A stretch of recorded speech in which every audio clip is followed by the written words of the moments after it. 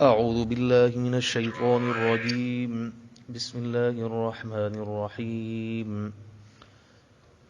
ولقد نصركم الله ببدر وأنتم أذلة فاتقوا الله لعلكم تشكرون. إذ تقول للمؤمنين ألن يكفيكم أن يمدكم ربكم بثلاثة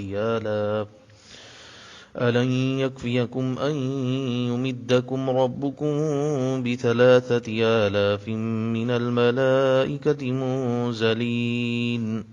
بلى إن تصبروا وتتقوا ويأتوكم من فورهم هذا يمددكم ربكم ب5 آلاف من الملائكة مسومين. صدق الله مولانا العظيم. जीअं त अॻिलनि आयतुनि में ग़ज़वा उहुद जो ज़िक्र हुयो ऐं अॻिलनि आयतुनि में बि ग़ज़वा उहुद जो ज़िक्र ईंदो, लेकिन इन विच में अल्लाह तबारक व तआला ग़ज़वा बदर जो ज़िक्र फरमायो आहे। अल्लाह साईं फरमाए थो त ऐं बेशक अल्लाह अव्हां खे उन ई हालत में जो अवीं बेज़ोराया हुयो बदर में सोभ ॾिनी, हीणा हुयो तव्हांखे सोभ ॾिनई। जीअं त सन 2 हिजरीअ में 17 रमज़ानुल मुबारक बदर जो मार्को पेश आयो हो।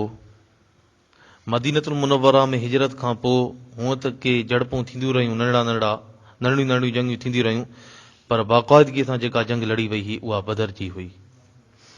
ऐं उहो ॾींहुं यौमुल फुरक़ान जो हो, हक़ ऐं बातिल जे फ़ैसिले जो ॾींहुं हुयो, जंहिंमें अल्लाह तबारक व तआला दुनिया बल्कि क़यामत ताईं माण्हुनि खे ॾेखारे छॾियईं त अल्लाह तबारक व तआला हक़ वारनि जी ज़रूर मदद कंदो आहे। जीअं त बदर जो जेको मैदान आहे उहो मके ऐं मदीने जे विच ते आहे। मदीने खां 70 या 60 मील परे आहे। बदर नालो मुफ़स्सिरीन हज़रात लिखनि था त बदर बिन क़ैस नाले हिकिड़ो शख़्स हुयो जंहिं खूह खोटायो हो। इमाम इब्न कसीर रहमतुल्लाह अलैह लिखनि था त बदर बिन नारीन नाले हिकिड़ो शख़्स हो जंहिं खूह खोटायो हो। उनजो खूह छाकाणि त अॻे खूह मां पाणी भरियो वेंदो हो, तंहिंजे करे उन खूह जे करे उन इलाइक़े जो ई नालो बदर पइजी वियो। बदर जो इलाइक़ो 4 या 5 मीलनि ते ईअं सम्झो फैलियल आहे ऐं समुंड जे किनारे ते आहे, समुंड वेझो अथसि। बदर यानी अल्लाह तबारक व तआला बदर जे मैदान में उम्मत मुस्लिमा खे बल्कि हुज़ूर अकरम सल्लल्लाहु अलैहि वसल्लम जे सहाबिन खे ईअं सम्झो वॾी फतह ॾिनी। उहा फतह जंहिंखे अल्लाह तबारक व तआला क़ुरान मजीद में यौमुल फुरक़ान बल्कि फतह मुबीन जे नाले सां सॾियो आहे। बाक़ाइदगीअ सां गैर मुस्लिम अंग्रेज़ फिलासफर इन फतह खे मञनि था त बाक़ाइदगीअ सां इहा मुस्लमाननि खे फतह हासिल थी हुई। ऐं अल्लाह तबारक व तआला इहो इन जे करे वाक़ियो इन जॻह ते बयानु फरमायो आहे छाकाणि त बदर में अल्लाह साईं फरमाए थो त बेज़ोराया हुयो। अज़िल ज़लील जो जमा आहे। ज़लील जूं अरबीअ में मुख़्तलिफ़ मानाऊं आहिनि। पहिरीं माना त बेसरो सामान, इहा माना फिट आहे, ऐं ॿी माना अचे थी त नरम दिल, जीअं त क़ुर्आन में ई आहे अज़िल्लतिन अलल मुमिनीन अइज़्ज़तिन अलल काफ़िरीन, यानी मोमिननि जी इहा सिफ़त आहे त ईमान वारनि ते उहे नरम आहिनि ऐं काफ़िरनि ते उहे सख़्त आहिनि। माना ज़लील जूं माना तमामु घणियूं आहिनि, अज़िल्ल जूं माना तमामु घणियूं आहिनि, पर हिन जॻह ते अल्लाह तबारक व तआला जेको अल्फाज़ फरमायो आहे इन जी माना या बेसरो सामान हुयो। छो त उन वक़्तु हिकु या 2 घोड़ो हुयो ऐं मुस्लमाननि जो लश्कर 313 हो, या किन रिवायतुनि में अचे थो 315 हो या 319 हो। बरसूरत अक्सर जेका रिवायत आहे उहा 313 जी आहे। यानी उन वक़्तु तव्हांजो लश्कर बि तमामु थोरो हुयो। तव्हांखे ईअं सम्झो 1 या 2 तलवार उहा बि ईअं सम्झो त मुॾी हुई, ऐं उन खां अलावा 70 उठ हुया। तव्हांजे मुक़ाबले में जेको दुश्मन जो लश्कर हो, रिवायतुनि में अचे थो किन जी राय इहा आहे त 1000 हुयो, के चवनि था 1500 बि हुयो। यानी बाक़ाइदगी सां 100 घोड़ा हुया ऐं हर हिकु सिपाहीअ खे बाक़ाइदगीअ सां 2 उठ हुया ऐं उहे बाक़ाइदे जंगी साज़ो सामान सां बाक़ाइदगीअ सां मुसल्लह हुया। यानी एतिरी ईअं सम्झो क़िलत जे बावजूद बि अल्लाह तबारक व तआला तव्हांखे फतह ॾिनी, पर इन जे बरअक्स तव्हां उहद में बाक़ाइदगीअ सां तव्हांजी ईअं सम्झो कसरत हुई, बाक़ाइदगीअ सां जीअं बदर में तव्हांजी क़िलत हुई त उन जे हवाले सां उहद में तव्हांखे बरतरी हुई, पर तव्हां जेको आहे सो किन मतिलबु ग़लतियुनि ऐं लग़्ज़िशुनि जे करे तव्हां शिकस्त खाधी। तंहिंजे करे अल्लाह तबारक व तआला फरमाए थो त उन्हनि ग़लतियुनि खे ॿीहर मोटाइजो न, अल्लाह तबारक व तआला तव्हांजी ग़लतियुनि खे माफ़ करे छॾियो आहे। यानी अल्लाह तबारक व तआला फरमाए थो त पोइ अल्लाह खां डिॼो मन अवी शुकुर करियो। यानी उहे अॻिते अचनि थियूं ऐं बाक़ाइदगी सां तफ़सीली वाक़ियो बि उहद जो इनशाअल्लाह ईंदो।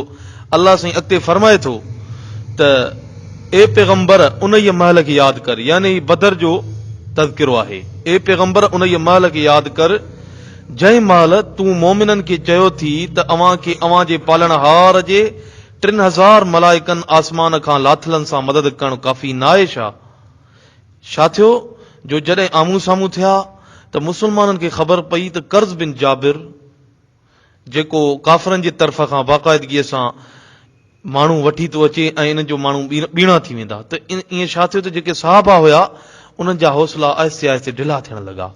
त पोइ अल्लाह तबारक व तआला इन आयत सगुर खे नाज़िल कयो त बाबा तव्हां घबरायो न, जहिड़े तरीक़े सां उन्हनि जी ईअं तइदाद वधंदो त अल्लाह तबारक व तआला जे तरफ़ खां बि तव्हांजे लाइ अल्लाह तबारक व तआला मदद जे लाइ आसमाननि मां फ़रिश्तनि खे लाहींदो।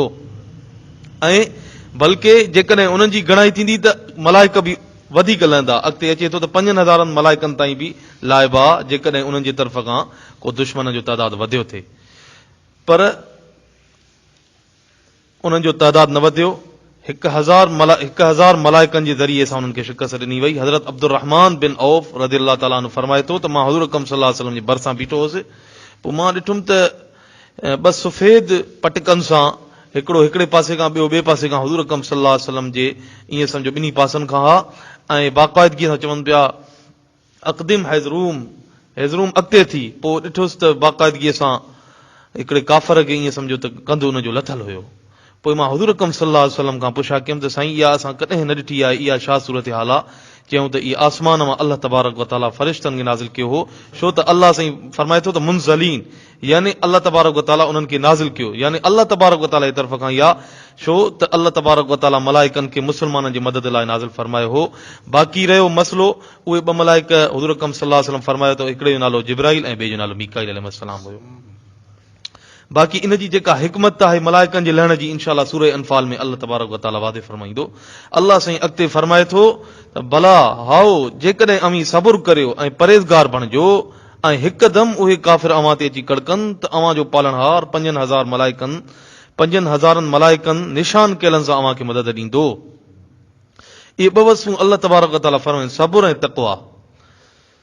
छाकाणि त बदर जे मैदान में सहाबा इकराम रिज़वानुल्लाहि अलैहिम सबुर कयो हो, छाकाणि न साज़ो सामान हो, न तइदाद हुयो, कुझु बि न हुयो, सबुर जो पैमानो हुयो।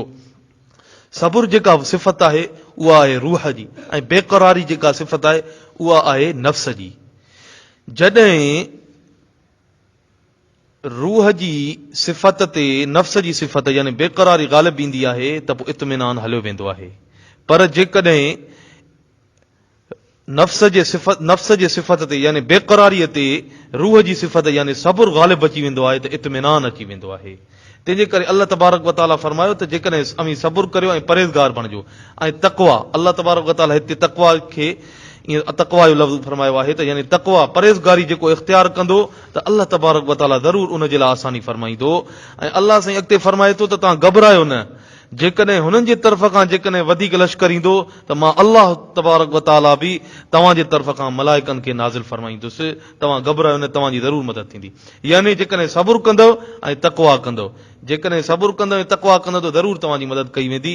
अल्लाह तबारक व तआला हिते फरमायो मुसव्विमीन, यानी उहे जेके मलाइक सगुर हा उहे निशान कयल हा। छाकाणि त अॻे ईअं हूंदो हो त जेके मख़सूस शयूं हूंदियूं या मख़सूस घोड़ा हूंदा उन्हनि खे निशान कयो वेंदो हो। हिन वक़्तु बि जीअं ॾिसो तौबा या मीज़ाइल उन्हनि खे मुख़्तलिफ़ निशान ॾिना वेंदा आहिनि। इन खां अॻी मतिलबु आयतुनि में सूरह आल इमरान जी आयतुनि में अल्लाह तबारक व तआला वल खैल मुसव्वमत जो बि लफ़्ज़ फरमायो आहे, यानी मतिलबु निशान कयल घोड़ा।